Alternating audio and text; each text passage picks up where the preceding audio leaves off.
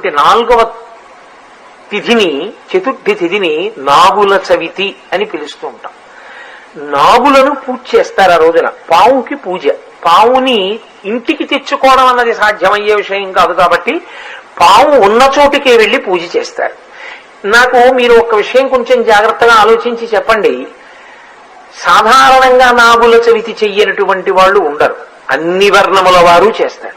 అందరూ తలస్నానం చేస్తారు, చక్కగా పుట్టక పెడతారు, ఏదో అందులో గుడ్డు వేస్తారు, లేకపోతే చిమ్మిలి వేస్తారు, లేకపోతే చలివిడి వేస్తారు, లేకపోతే ఆవు పాలు పోస్తారు, ఆ పుట్ట చుట్టూ తిరుగుతారు, పిల్లా పాపలతో నమస్కారం చేస్తారు, ఇంటికి వచ్చేస్తారు. పావుని పూజ చేసేటప్పుడు ప్రకటనంగా ఒక మాట అడుగుతారు పుట్ట దగ్గర నిలబడి. ఎందుకు అడుగుతారు అంటే దానికి కారణం ఉంటుంది. నాగమును దేవతగా భావన చేసి పూజ చేసి ఆ పుట్ట దగ్గరికి వెళ్లి అది తినే పదార్థములను ఆ పుట్టలో సమర్పణం చేసి ప్రదక్షిణం చేసి నమస్కరించి ఆ గోవుని అక్కడ ఉన్నటువంటి ఆ పావుని ఒక విషయం అడుగుతారు. లౌకికంగా చాలా నాగరికమైనటువంటి ఏదో సంస్కృత భాషలో చెయ్యవలసినటువంటి శ్లోకములు కాకుండా చాలా తేలిక భాషలో అందరూ అడిగేటటువంటి రీతిలో అడుగుతారు. అందుకే నాగుల చవితికున్న విశేషం ఏమిటంటే దానికి ఏదో సంస్కృత పూజా విధానం ఏమి ఉండదు. వీళ్ళందులో పాలు పోసేస్తారు, అక్కడ నిలబడి ఓ మాట అడుగుతారు. నన్నేలు నా గన్న నా కులము నేలు, నా ఇంటి నేలు, నన్ను కన్నవారి నేలు, నా ఆప్తులను ఏలు, పడగ తొక్కితే పగవాడనుకోకు, నడుము తొక్కితే నావాడనుకో, తోక తొక్కితే తొలగితూ వెళ్ళిపో, ఈ నూకల్ని పుచ్చుకో మూకల్ని ఈ పిల్లల నూకల్ని పుచ్చుకో మూకల్ని ఈ పిల్లల మూకల్ని ఈ. సంతానకారకుడు నాగదేవత. నాగదేవత అంటే సుబ్రహ్మణ్యుడు. అందుకే పురుష వీర్యమునందుండేటటువంటి సంతానోత్పత్తి కారక కణములు సర్పరూపంలో తిరుగుతూ ఉంటాయి అని మనకి పెద్దలు చెప్తారు. నేను ఈ మధ్య ఒక సైంటిఫిక్ జర్నల్లో ఆర్టికల్లో కూడా చదివాను ఆ విషయాన్ని. సర్పరూపంలో తిరుగుతాయి అని. అది నాగదేవతానుగ్రహం ఉంటే. అందుకే సుబ్రహ్మణ్యుడి యొక్క నామాల్లో వంశవృద్ధికారకాయ నమః అని ఒక నామం ఆయనకి. ఆయన వంశాన్ని నిలబెడతాడు సంతానకారకుడై.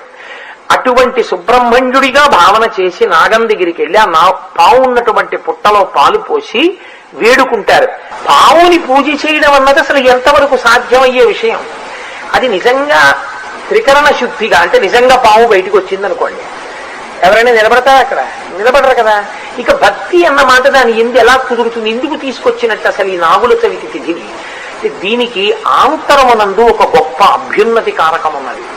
దాన్ని పట్టుకోగలిగితే చాలా గొప్ప విషయం. చూడండి, మీరు మన దేవతా స్వరూపాల్ని చూస్తే మన దేవతలందరూ కూడా నాగులను ఆభరణములుగా ధరిస్తారు, యజ్ఞోపవీతములుగా ధరిస్తారు, వడ్డాణములుగా పెట్టుకుంటారు. మీరు వినాయకుడిని చూడండి, వడ్డాణంగా పావునే పెట్టుకుంటాడు. అలాగే యజ్ఞోపవీతంగా నాగయజ్ఞోపవీతం కింద పావుని యజ్ఞోపవీతంగా వేసుకుంటాడు. పరమశివుడు అసలు సరే. పావులను ఆభరణములుగా తీసుకోవడం అనేటటువంటిది లోకంలో అన్ని చోట్ల ఉంది.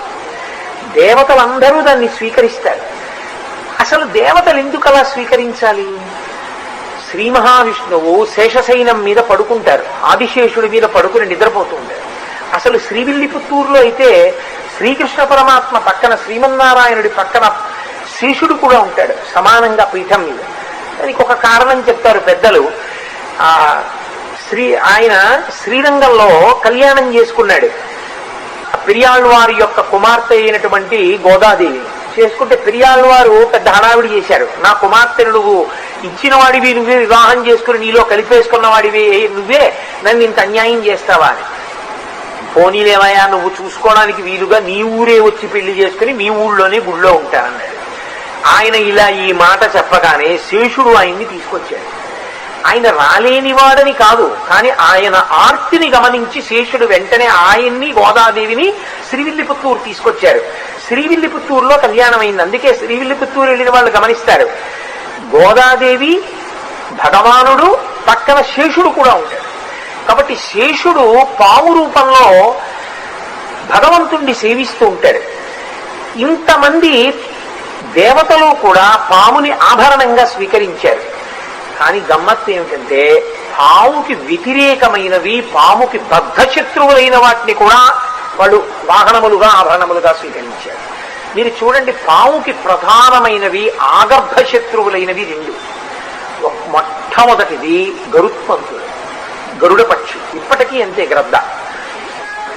గరుత్మంతుడు ఎంత ప్రబలమైన శత్రువో మళ్ళీ అంత ప్రబలమైన శత్రువు నెమలి.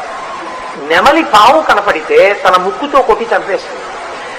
అలాగే గరుడ పక్షి పాము కనపడితే తన గోళ్లతో తన్నుకుపోయి పావును తినేస్తుంది కూడా. గరుత్మంతుడు సర్పములను తింటాడు, ఇప్పటికీ గ్రద్దలన్నీ పావును తింటాయి. కాబట్టి ఇవి రెండు ఆగర్భ శత్రువులు. ఇవి కాకుండా మూడవది ఒకటి ఉంది, అది ముంగిస. కానీ ముంగిస పావుకి నిజానికి ఆగర్భ శత్రువు కాదు. రెండు తిరుగుతూ ఉంటాయి. ముంగిస పాము ఎదురెదురుగుండా తటస్థపడితే మాత్రం ముంగిస పావును చంపేస్తుంది. నిర్భయంగా పాము ఎక్కడ ఉంటుందో ముంగిస కూడా అక్కడే ఉంటుంది. అది బొరియలో ఉంటుంది, ఇది బొరియలో ఉంటుంది. అది దీనికి ఎదురొస్తే మాత్రం ముంగిస పావును చంపుతుంది. చిత్రం ఏమిటో తెలుసా? ఆవుకి బద్ధ శత్రువులు ఎవరో వాళ్ళని కూడా దేవతలు తమకే వాహనములుగా తీసుకున్నారు. మీరు చూడండి, గరుత్మంతుడు శేషుడి మీద పడుకుంటాడు, గరుత్మంతుడి మీద తిరుగుతాడు. ఇద్దరూ ఆయనకి అత్యంత అనుకూలమైన వాళ్ళే. ఓన్లేండి, శేషుడి మీద పడుకుంటారంటే ఆయన బెడ్రూమ్ కదా, బాగా అర్థం అవ్వాలంటే. లోపల ఎక్కడో కదా ఉంటుంది మంచం. వాహనం ఎక్కడ ఉంటుంది? గదుల్లోకి రాదుగా, బయట ఉంటుంది. కాబట్టి ఇప్పుడు గరుత్మంతుడికి శేషుడికి ఎదురెదురు పడే అవకాశం లేదు కదా అంటారేమో. అలా కుదరదు. ఎందుకంటే శేషుడు గొడుగై నిలబడుతూ ఉంటాడు. మరి గొడుగై నిలబడిన వాడు బయటున్న గరుత్మంతుడి దాకా రావాలి. గరుత్మంతుడి మీద ఎక్కే కూడా శేషుడు పడగబట్టాలి గొడుగ్గా. పైగా వింజావర వీస్తూ ఉంటాడు, ఎన్నో సేవలు చేస్తూ ఉంటాడు. మరి గరుత్మంతుడు ఎదురుగుండా ఉండగా శేషుడు ఎలా చేయగలడు? అసలు శ్రీ మహావిష్ణువు ఇద్దరిని ఎలా తీసుకోగలిగారు? సుబ్రహ్మణ్యుణ్ణి నాగస్వరూపంగా పూజ చేయడం ఎన్నో చోట్ల సంప్రదాయం ఉంది. జంట పాములు కనపడితే సుబ్రహ్మణ్య స్వరూపం అని నమస్కారం చేస్తారు. మరి అదే సుబ్రహ్మణ్యుడు నెమలి మీద ఎక్కి తిరుగుతూ ఉంటాడు. అమ్మవారికి నకులేశ్వరి అని ఒక పేరు. నకుల అంటే ముంగిస, నకులేశ్వరి అంటే ముంగిస స్వరూపమైనటువంటి తల్లి అని. ఆవిడేమో ముంగిస స్వరూపంలో ఉంది, సుబ్రహ్మణ్యుడేమో నెమలి మీద కూర్చున్నాడు, శ్రీ మహావిష్ణువేమో గరుత్మంతుడి మీద కూర్చున్నారు. వీళ్ళు ముగ్గురు పావుతో సంబంధం ఉన్నవాళ్ళు. ఎలా కుదురుతున్నది? అమ్మవారికి ఎక్కడుందండి పావుతో సంబంధం అంటారేమో. కుండలిని యోగం అమ్మవారికి సర్పస్వరూపంలోనే ఉంటుంది. మరి సర్పంతో ఆనుకూల్యత ఉంది, సర్పంతో ప్రతికూలత ఉంది. ఇవి ఎలా అనుసంధానం అంటే, మనకి సర్పము రెండు విషయాలకి సంకేతముగా చెప్పబడుతుంది. ఒక సర్పము పాడు చేసే సర్పం, ఒక సర్పం మనిషిని ఉద్ధరణలోకి తీసుకెళ్లగలిగినటువంటి సర్పం. ఏ సర్పం పాడు చేస్తుంది అంటే, మనిషిలో ఉన్నటువంటి తేజస్సుని కేవలముగా ఇంద్రియ లౌల్యము కొరకు తనకన్నా భిన్నమైనటువంటి లింగస్వరూపమునందు కలిగినటువంటి అనురక్తి చేత తన తేజస్సుని చాలా ఎక్కువగా క్షయం చేసేసుకునేటటువంటి వాళ్ళు, పోగొట్టుకునే వాళ్ళు ఎవరుంటారో వాళ్ళు బ్రహ్మమునందు నిలబడలేరు, యోగమునందు నిలబడలేరు, తేజస్సుని పొందలేరు, ధారణలో ఉండలేరు, జ్ఞాపక శక్తి ఉండదు. అటువంటి వారెవరో వారి ఎందున్నటువంటి పాము తేజస్సుని క్షీణం చేసే పాము అంటారు. అది కుండలినిలో పడుకుని ఉంటుంది ఎప్పుడు, మూలాధార చక్రంలో. పైకి లేవలేదు అని గుర్తు ఆ పాము. ఆ సర్పం ఏదైతే ఉందో అది తేజస్సునంతటినీ కూడా అధోముఖంగా కిందకి వెళ్ళిపోయేటట్టు చేస్తుంది. దాని వలన భగవంతుణ్ణి చేరుకునేటటువంటి దిశగా వెళ్ళలేడు. రెండవ పాము ఉద్ధరణ కల్పించగలిగిన పాము. ఈ ఉద్ధరణ కల్పించగలిగిన పాము భగవంతుని యందు నిష్ఠతో, భగవంతుని యందు సేవ చెయ్యాలని బ్రహ్మచర్యమునందు పూనికతో నిలబడగలిగి ఉంటాడు, భగవద్భక్తితో నిలబడి ఉంటాడు. అలా నిలబడిన వాడు తేజస్సుని ఓజస్సుగా మార్చుకుంటాడు. అలా మార్చుకోగలిగినటువంటి వాడెవరున్నాడో వాడు మనిషిని ఉన్నత పదం వైపుకి నడిపించగలిగినటువంటి సర్పానుగ్రహమును పొందినవాడు అని గుర్తు. అందుకే ఎక్కడెక్కడ మనిషి ఇంద్రియముల యొక్క సుఖములను, ఇంద్రియ లౌల్యములకు లొంగిపోతూ ఉంటాడో అక్కడక్కడ భగవతి యొక్క అనుగ్రహాన్ని పొంది మళ్ళీ ఆ తేజస్సుని తన జన్మ ప్రయోజనానికి వాడుకోగలిగినటువంటి స్థితిని పొందాలి అంటే దాన్ని భగవంతుడి వైపుకి తిప్పగలిగినటువంటి ఆ శక్తిని భగవంతుడి కొరకు వినియోగం చెయ్యగలిగినటువంటి అనుగ్రహాన్ని పొందాలి అంటే మళ్ళీ భగవంతుడి కాళ్లే పట్టుకోవాలి. అందుకే సుబ్రహ్మణ్యుడి కాళ్ళు పట్టుకున్నారనుకోండి, నెమలిగా ఉండి చెడు పావుని చంపుతాడు. అంటే ఎప్పుడు ఇంద్రియముల యొక్క సుఖాన్ని కోరుకునేటటువంటి స్థితి నుంచి దాటిస్తాడు. అప్పుడు నెమలి పావుని చంపుతాడు. అంటే మిమ్మల్ని పాడు చేసే పావుని చంపగలిగినటువంటి స్థితిని దేవతలు మీకు ఇస్తారు. అందుకని ఆనుకూల్యతగా ఆభరణములుగా ధరిస్తారు. 2, గరుత్మంతుణ్ణి పంపాడనుకోండి, పావుని చంపుతుంది.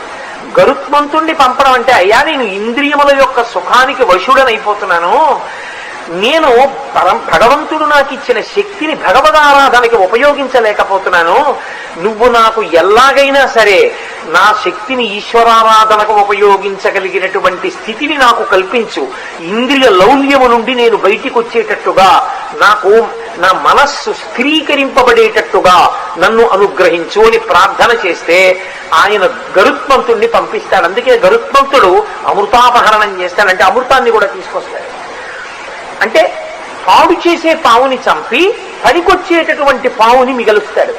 దాని వలన యోగశక్తి చేత అంటే పైకి వెళ్ళగలిగినటువంటి స్థితిని పొందుతాడు, యోగంలో ప్రవేశించగలుగుతాడు. అలాగే నకులి అమ్మవారు, నకులీశ్వరి అమ్మవారి పాదములు పట్టుకుని ఎవడు ప్రార్థన చేశాడో ఆవిడ పంచతన్మాత్రశాయక.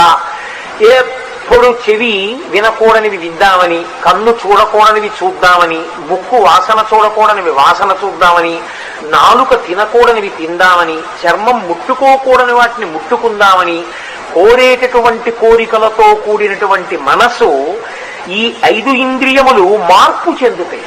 ఇప్పటి వరకు చూడకూడనివన్నీ చూస్తానన్నాడు, వినకూడనివన్నీ వింటానన్నాడు, వాసన చూడకూడనివన్నీ వాసన చూస్తానన్నాడు. ఇప్పుడు ఆ మనసు మారుతుంది. మారడమే 2వ పాము. ఇది నకులి. ఇప్పుడు ఆవిడ ముంగిసగా వచ్చి మొదటి పాముని కొరికేస్తుంది. ఇప్పుడు 2వ పాము ఏం చేస్తుంది? ఇంతకు ముందు ఉన్నాడు, ఇప్పుడు ఉన్నాడు. ఇంతకు ముందు మనసుంది, ఇప్పుడు మనసుంది. ఇంతకు ముందు 5 ఇంద్రియాలున్నాయి, ఇప్పుడు 5 ఇంద్రియాలున్నాయి. ఇప్పుడు అంటాడు, నేను భగవంతుని యొక్క స్వరూపాన్ని వెళ్లి చూడకుండా ఉండలేదు. అందుకని రోజు ఏదో కాసేపు ఇంట్లో సీతారామచంద్రమూర్తి యొక్క చిత్తరువు పెట్టుకుని కాసేపు అలా సీతమ్మ వంక చూస్తూ కూర్చుంటాడు, రామచంద్ర ప్రభువు వంక చూస్తూ కూర్చుంటాడు, దక్షిణామూర్తి స్వరూపం వంక చూస్తూ కూర్చుంటాడు, ఆ పరమేశ్వరుణ్ణి చూస్తూ కూర్చుంటాడంటే ఇప్పుడు కన్ను భగవంతుణ్ణి చూడ్డాన్ని ఇష్టపడుతోంది. కన్ను తనంత తానుగా కాదు, మనసు కోరింది కన్ను ఉపయోగపడింది. ఇంతకు ముందు పనికి మాలినవన్నీ వాసన చూశాడు భోగలాలసుడై. ఇప్పుడు భగవంతుడి పాదముల మీద పెట్టి తీసిచ్చిన పువ్వు వాసన చూసి కన్నులకు అద్దుకోవాలని కోరిక పుట్టింది. తనకు జాజిమాల కొన్నాడు, పూర్వం దాని భోగమునకు వాడాడు. ఇప్పుడు ఆ జాజి పూల దండ తీసుకెళ్లి పరదేవత యొక్క పాదముల మీద ఉంచాడు.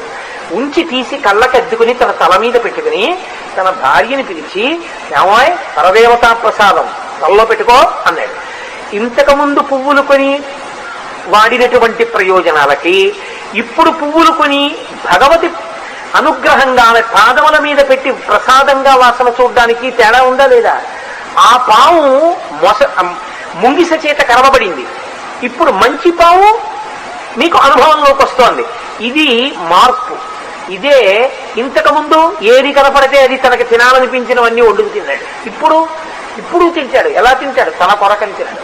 పూర్వం ఎవరైనా చక్కెర పొంగల్ తింటుంటే వస్తే మూత పెట్టి లోపల దాచేసేవాడు, వాడు చూస్తారేమో. ఇప్పుడు ఈశ్వర ప్రసాదం ఒకరికి పెట్టి తను తింటాడు. ఇప్పుడేమైంది? పూర్వం ఉన్న గుణములు తగ్గాయా లేదా? ఆ పావు ముంగిస చేత కరవబడింది, ఈ పావు వృద్ధిలోకి వచ్చింది.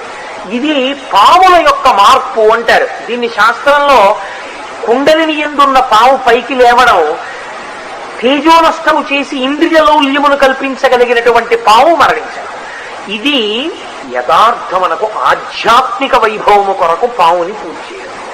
ఇన్నాళ్లు నా యందు ఏ పావులున్నాయో అవి పోవాలి, నన్ను ఉద్ధరించగలిగినటువంటి పాములు